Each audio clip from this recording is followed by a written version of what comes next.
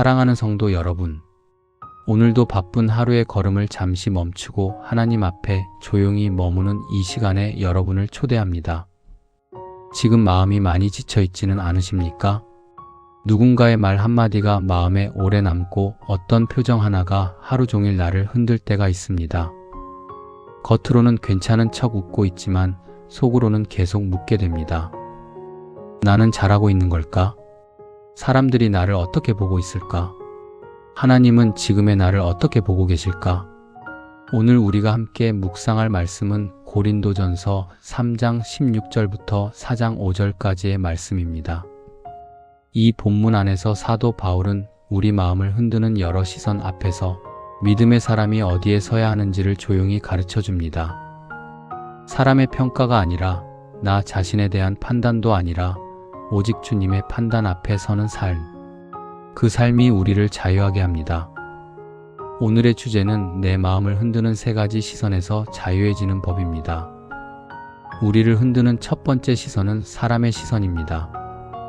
두 번째 시선은 나 자신을 향한 시선입니다.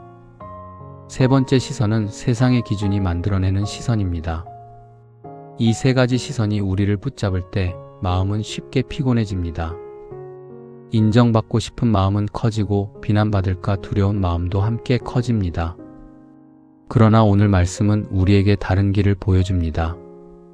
주님만이 나를 온전히 아십니다. 주님만이 나를 바르게 판단하십니다. 그러므로 나는 주님 앞에서 다시 숨을 쉴 수 있습니다. 오늘 이 말씀이 여러분의 마음 깊은 곳에 조용한 쉼이 되기를 바랍니다. 우리는 매일 누군가의 시선 속에서 살아갑니다. 가정 안에서도 그렇습니다. 부모로서, 배우자로서, 자녀로서, 형제 자매로서 우리는 늘 어떤 역할을 감당합니다. 그러다 보면 마음속에 이런 생각이 올라옵니다. 내가 이만큼 애쓰고 있는데 왜 아무도 알아주지 않을까? 내 마음은 이런 게 아닌데 왜 자꾸 오해를 받을까? 직장에서도 마찬가지입니다. 열심히 일해도 칭찬은 잠깐이고 실수 하나는 오래 남을 때가 있습니다. 좋은 마음으로 한 말이 다르게 전달되고 최선을 다했는데도 결과가 좋지 않아 마음이 무너질 때가 있습니다.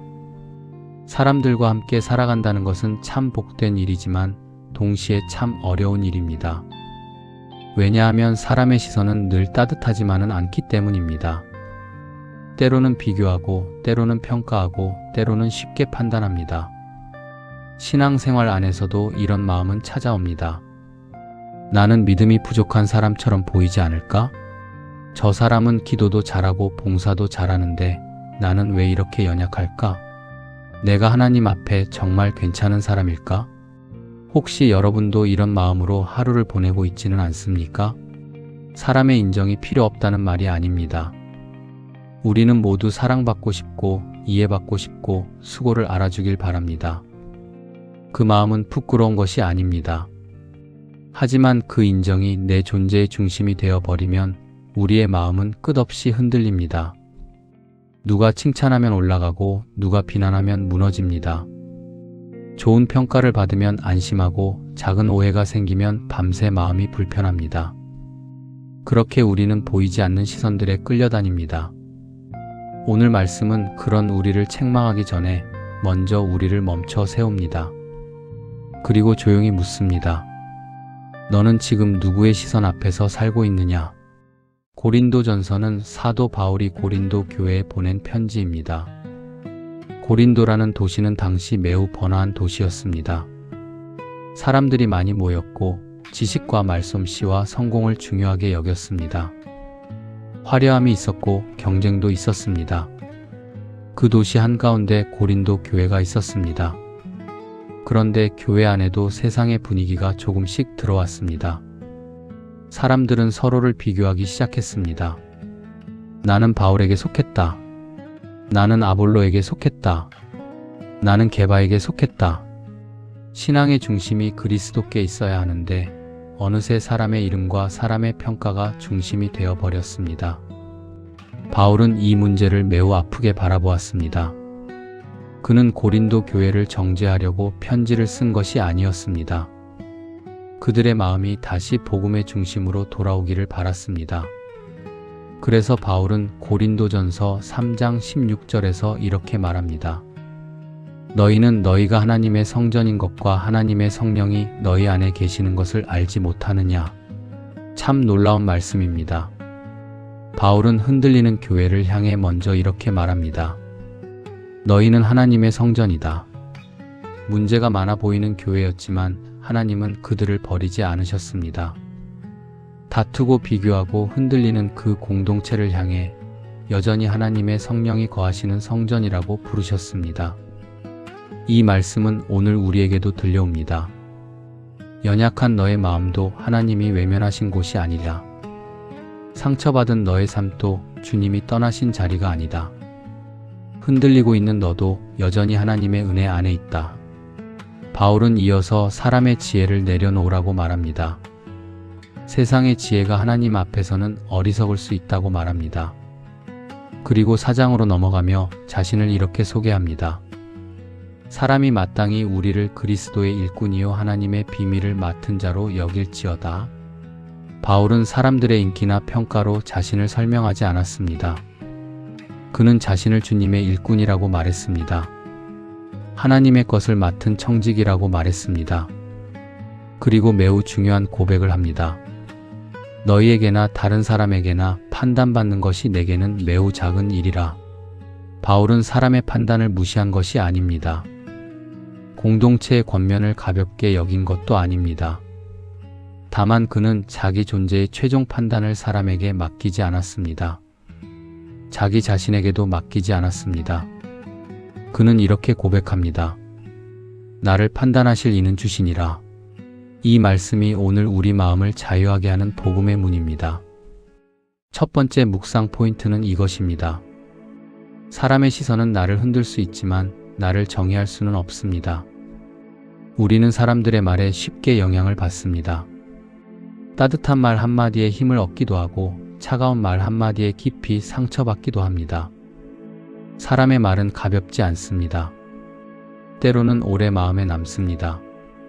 하지만 아무리 강한 말이라도 그것이 나의 전부를 결정할 수는 없습니다.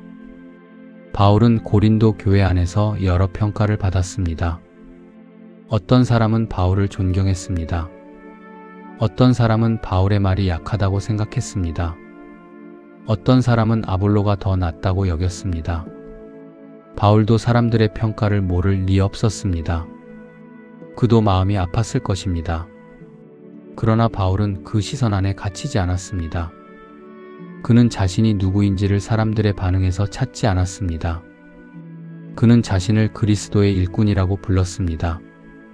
여러분, 이것이 믿음의 사람에게 주어진 새로운 이름입니다. 우리는 사람들의 박수로만 세워지는 존재가 아닙니다. 사람들의 비난으로 무너져야만 하는 존재도 아닙니다. 우리는 그리스도께 속한 사람입니다. 주님의 은혜로 부름받은 사람입니다. 세상이 나를 크게 보든 작게 보든 주님은 나를 자기 백성으로 부르셨습니다. 가정에서 알아주지 않아도 주님은 여러분의 눈물을 보십니다. 직장에서 인정받지 못해도 주님은 여러분의 성실함을 아십니다. 교회 안에서 조용히 섬겼지만 아무도 기억하지 못해도 주님은 그 작은 섬김을 잊지 않으십니다. 혹시 오늘 사람의 말 때문에 마음이 무너져 있습니까? 누군가의 평가가 내 안에서 너무 크게 울리고 있습니까? 그렇다면 오늘 말씀 앞에서 잠시 멈추어 보십시오.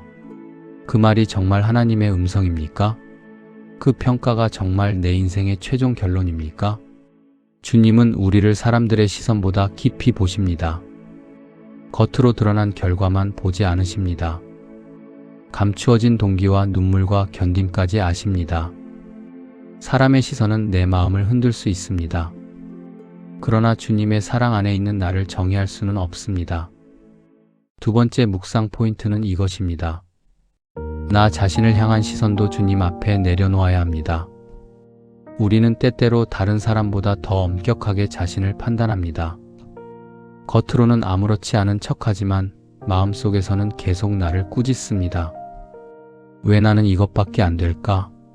왜 또 흔들렸을까? 나는 정말 믿음이 있는 사람일까? 하나님도 나를 실망스럽게 보시지 않을까? 이런 자기 판단은 조용하지만 깊이 아픕니다. 사람의 비난은 시간이 지나면 멀어질 수 있지만 내 안의 비난은 쉽게 사라지지 않습니다. 혼자 있을 때 더 크게 들립니다.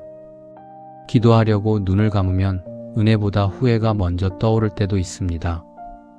바울은 고린도전서 4장 3절과 4절에서 놀라운 말을 합니다. 나도 나를 판단하지 아니하노니 나를 판단하실 이는 주시니라. 이 말씀은 대충 살아도 된다는 뜻이 아닙니다. 자신을 돌아보지 말라는 뜻도 아닙니다. 오히려 바울은 누구보다 주님 앞에서 진실하게 살기 원했습니다. 하지만 그는 자기 자신이 최종 재판관이 될 수 없다는 사실을 알았습니다. 우리도 그렇습니다. 우리는 우리 자신을 완전히 알지 못합니다. 때로는 나를 과대평가합니다. 때로는 나를 너무 가혹하게 몰아붙입니다. 내 마음의 동기도 다 알지 못하고 내 연약함의 깊이도 다 알지 못합니다. 그래서 우리는 자기 판단을 절대화하면 안 됩니다. 나는 끝났어. 나는 안 돼. 나는 하나님께 쓰임받을 수 없어. 이런 말들은 겸손처럼 보일 수 있지만 사실은 주님의 은혜보다 내 판단을 더 크게 여기는 말이 될 수 있습니다. 여러분, 주님은 우리의 실패를 모르시는 분이 아닙니다. 우리의 흔들림을 모르시는 분도 아닙니다. 그런데도 주님은 우리를 부르십니다. 넘어진 베드로를 다시 찾아오셨던 것처럼 주님은 실패한 자리에도 찾아오십니다. 예수님은 베드로에게 왜 그랬느냐고만 묻지 않으셨습니다. 내가 나를 사랑하느냐고 물으셨습니다. 주님은 베드로의 실패보다 회복될 사랑을 보고 계셨습니다. 오늘 우리에게도 주님은 같은 마음으로 다가오십니다. 너는 왜 이렇게 부족하니 보다 먼저 내가 너를 다시 붙든다고 말씀하십니다. 그러므로 자신을 너무 세게 몰아붙이지 마십시오. 회개는 필요합니다. 돌이킴도 필요합니다. 그러나 정죄는 주님의 방식이 아닙니다. 성령께서 주시는 깨달음은 우리를 하나님께 가까이 이끌지만 정죄는 우리를 하나님에게서 숨게 만듭니다. 오늘 내 마음에 떠오르는 생각이 나를 주님께 나아가게 합니까? 아니면 주님 앞에서 도망치게 합니까? 그 차이를 조용히 분별해 보십시오. 주님은 여러분이 연약함을 들고 오기를 기다리십니다. 완벽해진 뒤에 오라고 하지 않으십니다. 있는 모습 그대로, 그러나 주님의 은혜를 붙들고 나오라고 부르십니다. 세 번째 묵상 포인트는 이것입니다. 세상의 기준에서 자유로워질 때 주님의 판단을 기다릴 수 있습니다. 고린도 사람들은 지혜와 능력과 말솜씨를 중요하게 여겼습니다. 겉으로 드러나는 것이 중요했습니다. 누가 더 영향력 있는지, 누가 더 설득력 있는지, 누가 더 많은 사람에게 인정받는지가 중요했습니다. 그런 분위기 속에서 교회도 흔들렸습니다. 믿음의 세계 안에도 비교의 언어가 들어왔습니다. 누가 더 낫다. 누가 더 크다. 누가 더 영적이다. 오늘 우리 시대도 크게 다르지 않습니다. 우리는 숫자로 평가받는 세상에 살고 있습니다. 조회수, 좋아요, 매출, 성과, 순위, 팔로워, 점수, 결과. 이런 것들이 우리의 가치를 말해주는 것처럼 느껴질 때가 많습니다. 물론 성실한 열매는 소중합니다. 좋은 결과도 감사한 일입니다.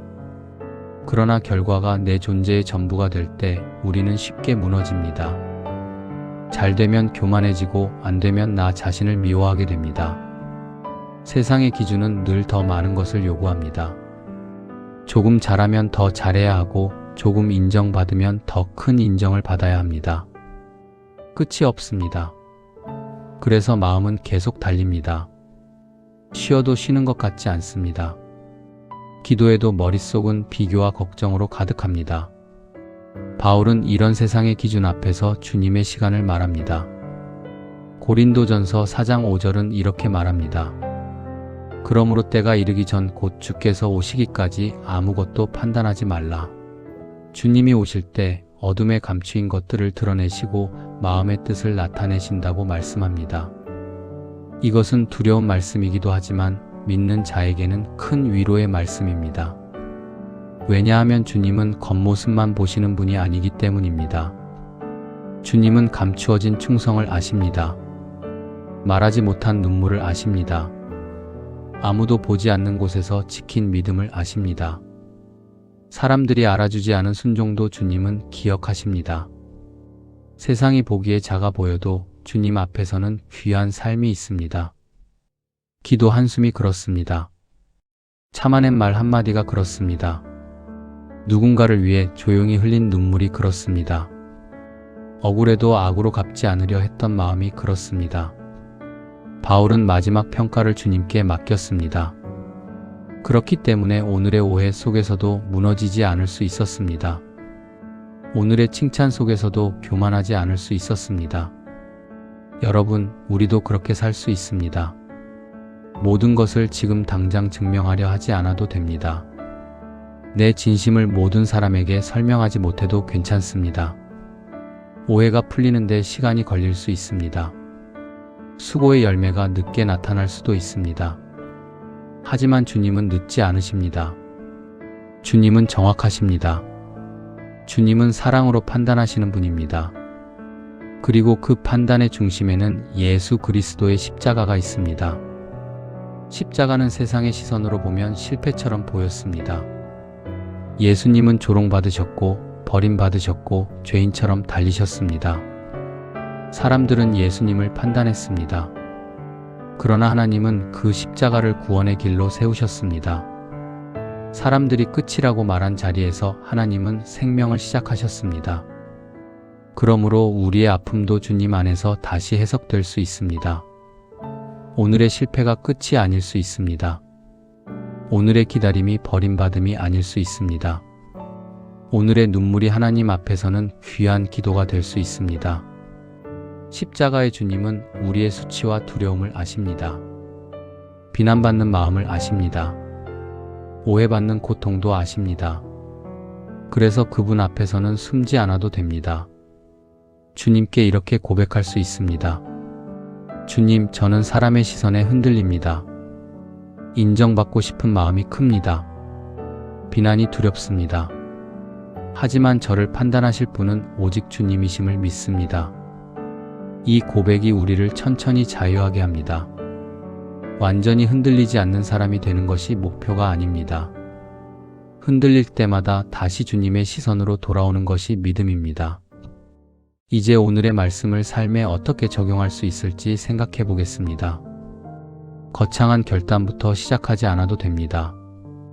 오늘 하루 아주 작은 믿음의 걸음이면 충분합니다. 먼저 마음을 흔든 말이나 시선을 하나님 앞에 솔직히 말씀드려 보십시오. 주님, 그 말이 아직도 마음에 남아 있습니다. 주님, 저는 인정받고 싶었습니다. 주님, 비난받을까봐 두려웠습니다. 이렇게 기도하는 것만으로도 마음은 조금씩 정직해집니다. 두 번째로 오늘 한 구절을 붙잡아 보십시오. 나를 판단하실 이는 주시니라.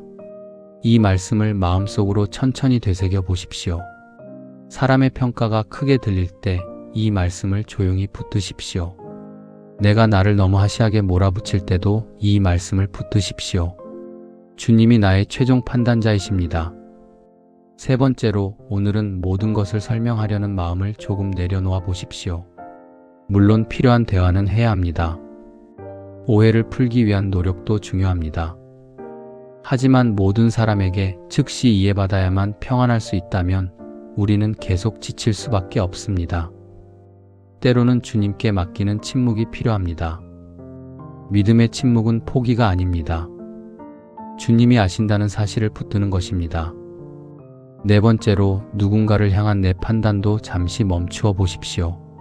내가 사람의 시선 때문에 아팠다면 나 역시 누군가를 쉽게 판단하지 않도록 조심해야 합니다. 우리는 모두 부분만 봅니다. 주님만 전체를 보십니다. 그러므로 오늘 한 사람을 조금 더 너그럽게 바라보는 것도 믿음의 실천입니다. 마지막으로 감사 제목 하나를 적어 보십시오. 오늘 나를 지켜주신 은혜, 흔들렸지만 무너지지 않게 하신 은혜, 다시 말씀 앞에 앉게 하신 은혜. 그 작은 감사가 마음의 방향을 바꿉니다. 시선이 사람에게서 주님께로 옮겨지기 시작합니다. 여러분, 주님은 오늘도 여러분을 재촉하지 않으십니다. 다만 부드럽게 부르십니다. 내게로 오라. 내 시선 안에서 쉬어라. 너를 온전히 아는 이는 나다. 그 음성 앞에 마음을 내려놓으십시오. 이제 함께 묵상 질문을 나누겠습니다. 첫 번째 질문입니다. 나는 지금 누구의 시선 때문에 마음이 가장 많이 흔들리고 있습니까? 그 시선 앞에서 나는 어떤 감정을 숨기고 있었습니까?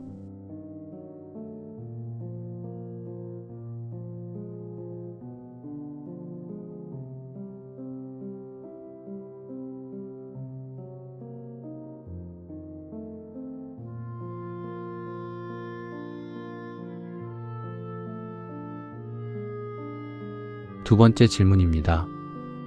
오늘 말씀 속에서 나를 판단하실 이는 주신이라는 고백은 내 믿음을 어떻게 다시 세워주고 있습니까? 나는 사람의 평가보다 주님의 시선을 더 신뢰하고 있습니까?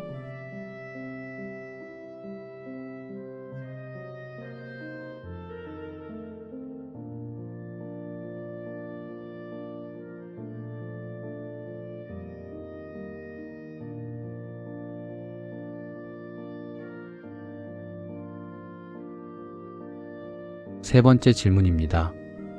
오늘 내가 주님께 맡겨야 할 인정 욕구, 두려움, 자기 판단은 무엇입니까? 그리고 그 자리에서 내가 다시 걸어가야 할 작은 순종은 무엇입니까?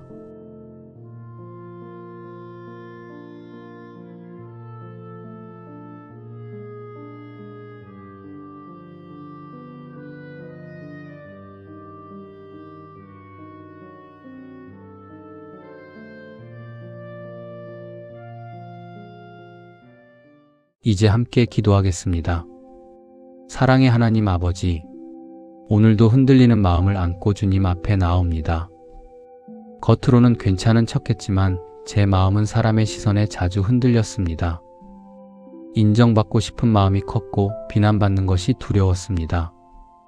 작은 말 한마디에 무너지고 누군가의 표정 하나에 마음이 어두워질 때도 있었습니다. 주님, 이런 저의 연약함을 불쌍히 여겨 주옵소서. 사람의 평가 속에서 제 가치를 찾으려 했던 마음을 주님 앞에 내려놓습니다. 칭찬을 받으면 안심하고 비난을 받으면 무너졌던 마음을 주님께 맡깁니다. 제 존재의 중심이 사람의 말이 아니라 주님의 사랑 안에 세워지게 하옵소서. 하나님, 저 자신을 향한 가혹한 판단도 내려놓게 하옵소서.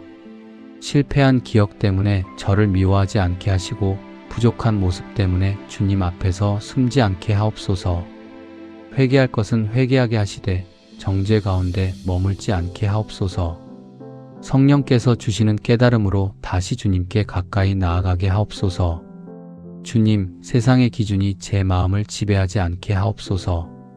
더 많이 인정받아야 한다는 조급함에서 저를 자유롭게 하시고 보이지 않는 자리에서도 주님 앞에 성실하게 살 힘을 주옵소서. 아무도 알아주지 않는 수고라 할지라도 주님이 아신다는 믿음으로 감당하게 하옵소서. 오해 속에서도 무너지지 않게 하시고 칭찬 속에서도 교만하지 않게 하옵소서. 예수님, 십자가의 은혜를 붙듭니다. 사람들에게 버림받고 조롱받으셨지만 그 길을 통해 우리를 구원하신 주님을 바라봅니다. 십자가 앞에서 저의 수치와 두려움이 새롭게 해석되게 하옵소서. 제가 끝이라고 생각한 자리에서도 주님은 다시 은혜를 시작하시는 분임을 믿게 하옵소서. 오늘 하루도 주님의 시선 안에서 살게 하옵소서. 사람의 말에 흔들릴 때마다 말씀으로 돌아오게 하시고 마음이 무너질 때마다 기도로 숨쉬게 하옵소서. 누군가를 쉽게 판단하지 않게 하시고 저 또한 주님의 긍휼로 사람을 바라보게 하옵소서. 주님만이 저를 온전히 아십니다. 주님만이 저를 바르게 판단하십니다. 그러므로 오늘 제 마음을 주님께 맡깁니다. 저를 붙드시고 회복시키시고 다시 믿음의 길을 걷게 하옵소서. 예수 그리스도의 이름으로 기도드립니다. 아멘. 사랑하는 성도 여러분, 오늘 말씀이 여러분의 마음에 조용한 위로와 힘이 되기를 바랍니다. 사람의 시선이 너무 크게 느껴지는 날에도 주님의 시선은 변하지 않습니다. 여러분은 주님께 잊힌 사람이 아닙니다. 주님은 오늘도 여러분의 마음을 아시고 여러분의 걸음을 붙들고 계십니다. 이 말씀이 영적인 유익이 되었다면 같은 위로가 필요한 분들에게 조용히 나누어 주세요. 구독과 좋아요, 알림 설정은 앞으로의 묵상 영상을 함께 하는데 큰 힘이 됩니다. 오늘도 주님 안에서 평안하시기를 바랍니다. 지금까지 오늘의 말씀이었습니다.